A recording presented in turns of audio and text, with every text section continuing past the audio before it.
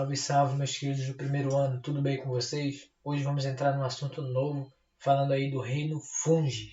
Vamos falar sobre o reino Fungi. A gente vai ver que esses caras são bem diversificados e possuem várias atuações aí, tanto no nosso meio, tá? Nosso meio de vida, quanto na natureza também. Você comeria um queijo com mofo, como o Roquefort ou como o Gorgonzola? São queijos com sabor muito forte, muito presente, né? Algumas pessoas é 880. Ou a pessoa ama ou a pessoa odeia. Eu particularmente gosto bastante do Gorgonzola. O Roquefort nunca comi. Mas você tem na produção desses queijos inseridos ali fungos que vão fazer esse processo de fermentação. Então, esse sabor forte, esse cheiro forte é devido à presença desses fungos. Alguns deles são até benéficos, que produzem ali antibióticos, são os famosos queijos azuis, né? E a galera lá da Europa costuma consumir bastante esse tipo de queijo, né? Então, naturalmente, ali eles meio que já estão fazendo uma prevenção ali de bacterioses, digamos assim, a grosso modo falando, né? E a gente tem os fungos também presentes no mundo dos games. Trazendo aqui parte 1, a gente vai ter algumas curiosidades sobre os fungos ao decorrer da aula. A gente tem o famoso Amanita, né, que é esse fungo que a gente conhece bem lá do jogo do Mario, onde a gente tem o fungo, onde a gente tem o cogumelo lá vermelho e o cogumelo verde. Meio que esse cogumelo, quando ele é ingerido, ele dá essa sensação de que as coisas estão diminuindo à sua volta e não de que você está crescendo. Só que na cabeça da pessoa ela está ficando grandona. E aí, galera, esse cogumelo vermelho causa esse efeito de ele dá uma distorcida na tua percepção. Já o verde, no jogo ele te dá uma vida, na vida real ele te mataria, porque ele é altamente tóxico. Todos os dois são bem tóxicos, por isso que eles têm essa cor bem marcante. Já é a natureza te falando o quê? Não come, que vai dar ruim.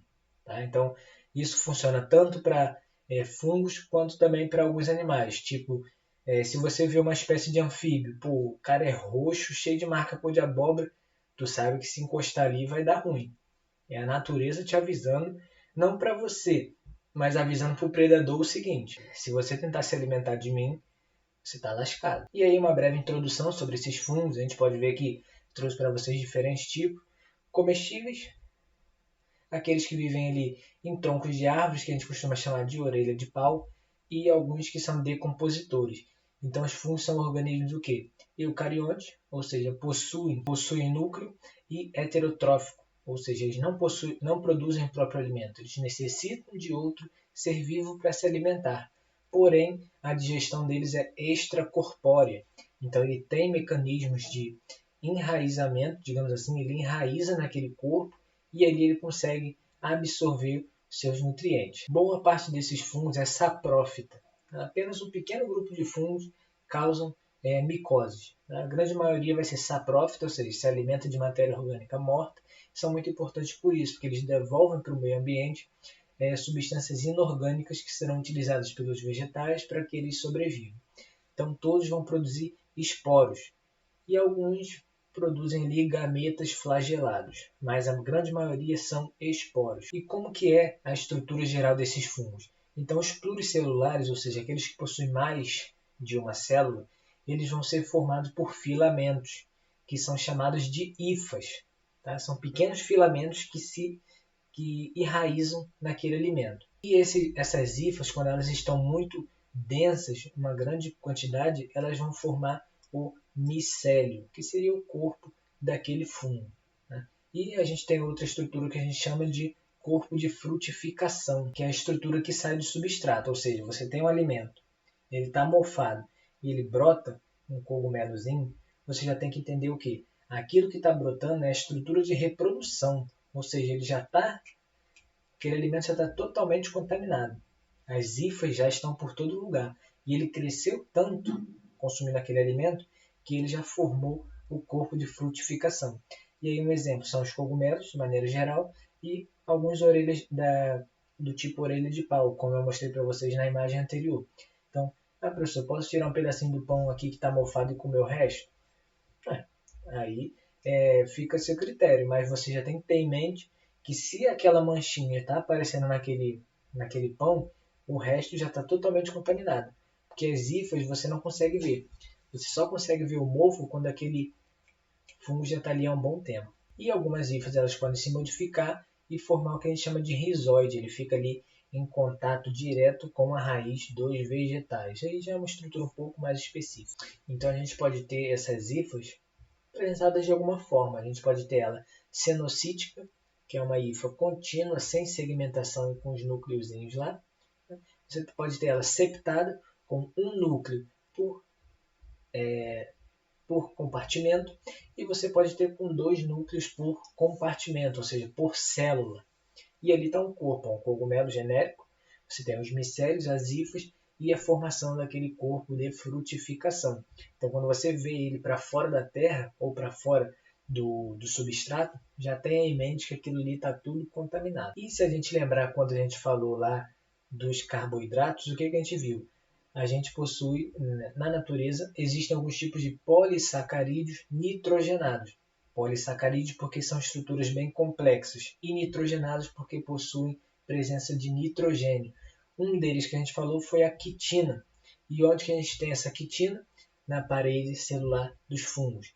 Então é uma estrutura bem rígida de proteção da célula daqueles seres vivos, né? E é formado por um açúcar bem estruturado. Basicamente, olhando para uma célula fúngica, olha lá, mais uma vez, ó, as hifas totalmente tomando ali o substrato, e aí você tem a formação, a aglomeração daquelas hifas, formando o cogumelo para fora da terra, para fora do substrato. E aí tem o micélio, o corpo de frutificação, que é aquela estrutura reprodutora, e dali onde vão sair os esporos. E olhando para uma célula fúngica, genérica, você tem os aparatos celulares, tem mitocôndria, complexo de Golgi, você tem nucleolo, você tem retículo endoplasmático, você tem a parede celular, que é composta por quitina, você tem a membrana plasmática, uma célula comum, com as suas especificações. E como que a gente tem a classificação desses fungos aí em relação aos diferentes grupos? A gente tem um grupo bem primitivo, que são os quitridiomicetos, tá? Que possuem esporos flagelados.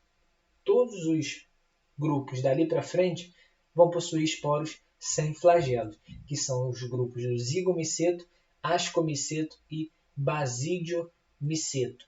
Tá? E eles têm esse nome em relação à estrutura que ele forma, tá? O corpo de frutificação. E quais características todos os fungos vão apresentar, e é por isso que está na base dessa genealogia. Hifas, ou seja, aqueles filamentos de organização do corpo, quitina na parede celular, produção de esporos com flagelo ou sem, glicogênio, assim como nós, como estrutura de reserva, lembrando que os vegetais armazenam açúcar em forma de amido, seres animais e fungos em forma de glicogênio, e a nutrição deles é em forma de decomposição ou absorção, por isso que são saprófitas. E aí, como primeiro exemplo, os quitridiomicetos. Quem são esses caras? São unicelulares, né? A maioria deles é aquático, como estava lá na genealogia, apresenta o flagelo em determinada parte do ciclo de vida, ou seja, o flagelo aonde? No esporo. E não possui quitina na parede celular, e sim celulose. Então, ele é como se fosse um marco ali evolutivo. Bom, antes de mim tinha celulose. Depois, o próximo grupo depois de mim tem quitina. Então, ele meio que vai ser como é que eu posso dizer? O cara que vai indicar onde começou a evolução dos fungos. Então a gente vê ali que algumas espécies podem causar doenças em vegetais, então ele ali, ó, parasitando uma folha de um vegetal. E aí é dali que ele vai retirar o seu alimento para conseguir sobreviver. A gente tem os zigomicetos, que têm corpo de frutificação pouco desenvolvido, ou seja, eles não vão formar aquele cogumelo bonito como a gente conhece, como a gente imagina, mas ele vai ter uma grande produção de hifas. Tá? Então, forma esporos sexuados chamados zigósporo. Isso aí tem a ver com reprodução. E eles são conhecidos como bolor, né? Que ficam na região ali superficial da matéria orgânica. E é o que a gente conhece como bolor que dá lá no pão, na batata. Quando você deixa a batata muito tempo lá na fruteira, ela cria como se fosse um veludo por cima dela. E isso dali é justamente as hifas daquele fungo tomando conta de todo aquele alimento. Imagina esse pão aqui, olha lá, está todo colorido. Cada cor daquela é um tipo diferente de fungo. Aí você vai pegar e vai cortar, tirar aquela parte ali que o fungo está visível e comer o resto. É por sua conta e risco, mas tenha em mente que as hifas já estão enraizadas por todo aquele alimento e vão formar as micorrizas. O que é isso? São associações entre fungos e raízes de vegetais, onde esses fungos vão ajudar aquele vegetal a aumentar a absorção dele de água e sais minerais. E com isso o fungo também ganha, porque se o vegetal está sobrevivendo, quer dizer que ele está produzindo alimento, está se mantendo vivo. Se ele está se mantendo vivo, o fungo tem de onde tirar o seu alimento também. Então um ajuda o outro. Temos aí o grupo dos basidiomicetos, que vão formar esse aspecto de cogumelo, como a gente costuma conhecer. Então eles vão formar o basidiosporo, né, e tem um corpo de frutificação muito desenvolvido. O que é o corpo de frutificação? Essa estrutura que fica para fora do substrato e que forma esse chapéu, como a gente vê aqui na imagem. Então são os cogumelos, muito utilizados na alimentação. Então você tem o champignon, tem o cogumelo Paris, tem o shiitake, tem o shimeji. Todos eles são alimentos, são fungos utilizados na alimentação humana de maneira tranquila, não vai te causar nenhum mal. Né? E os fungos são alimentos que têm nível de proteína muito alto. Então, por isso que geralmente ele é escolhido pelas pessoas que seguem lá o vegetarianismo, o veganismo, porque eles têm bastante quantidade de proteínas naquele alimento.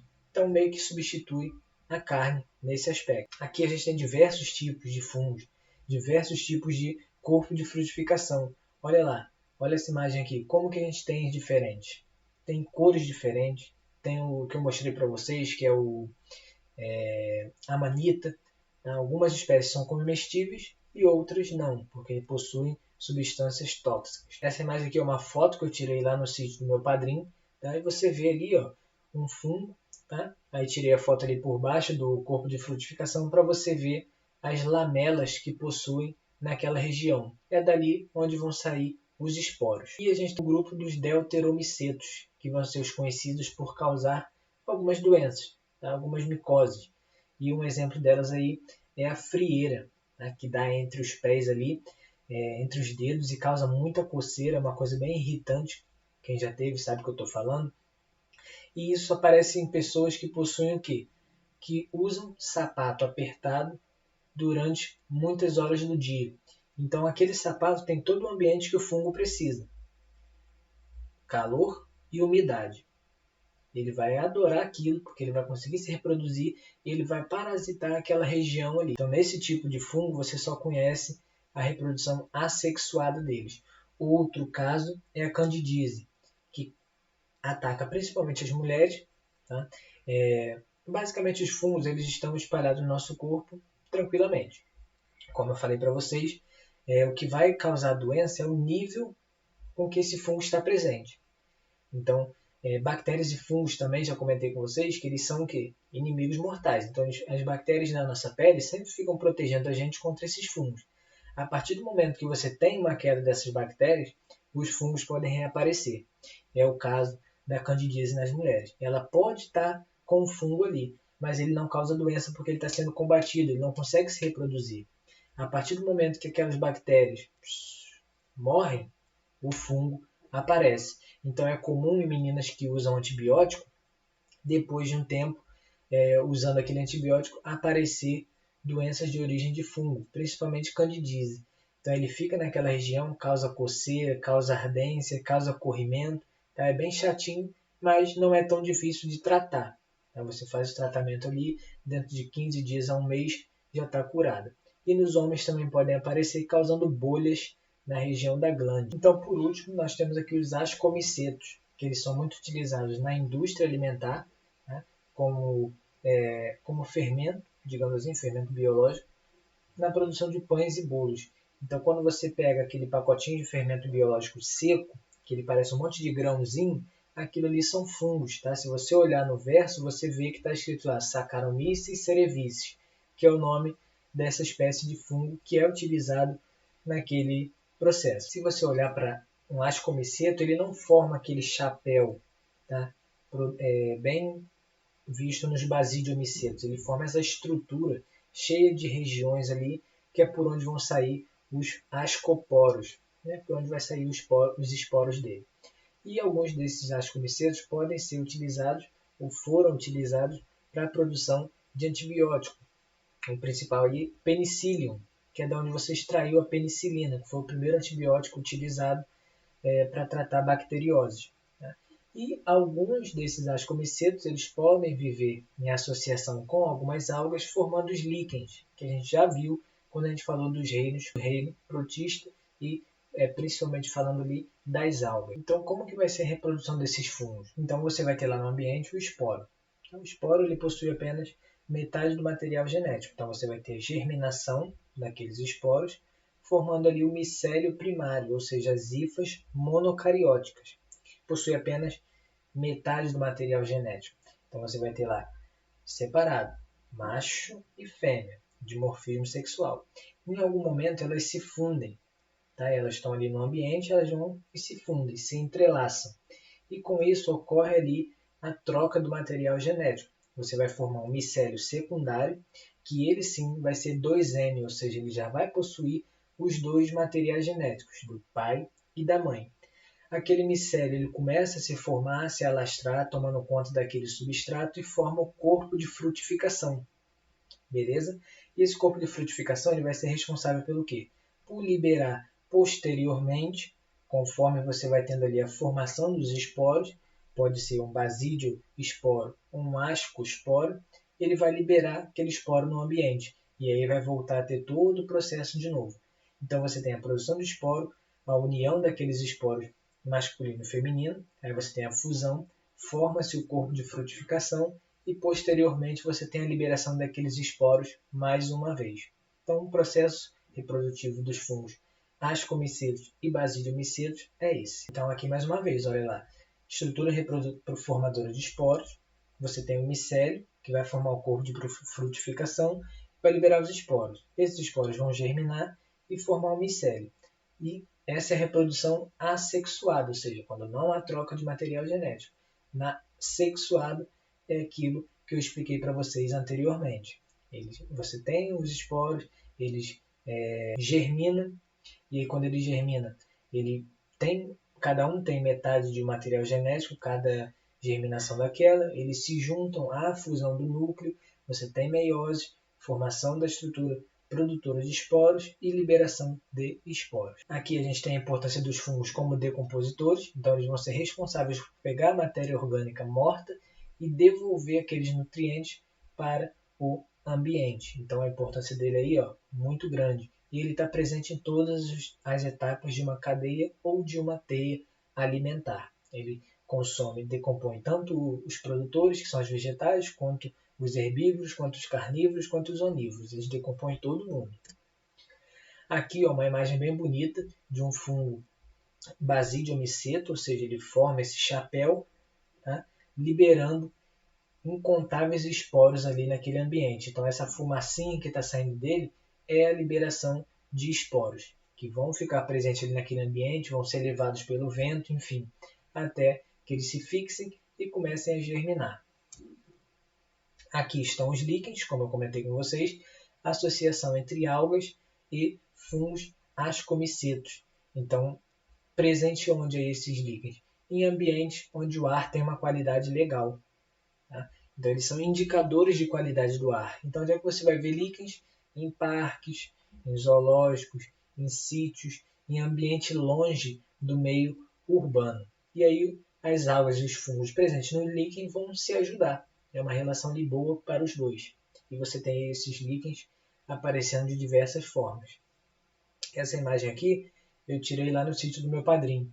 Tá? Então, o líquen aí presente em um ambiente próximo da gente. Mora aqui no Cinco Marias. As micorrizas, já havia falado com vocês, é uma relação simbiótica entre fungos e raízes de planta. Então, é uma vantagem para os dois.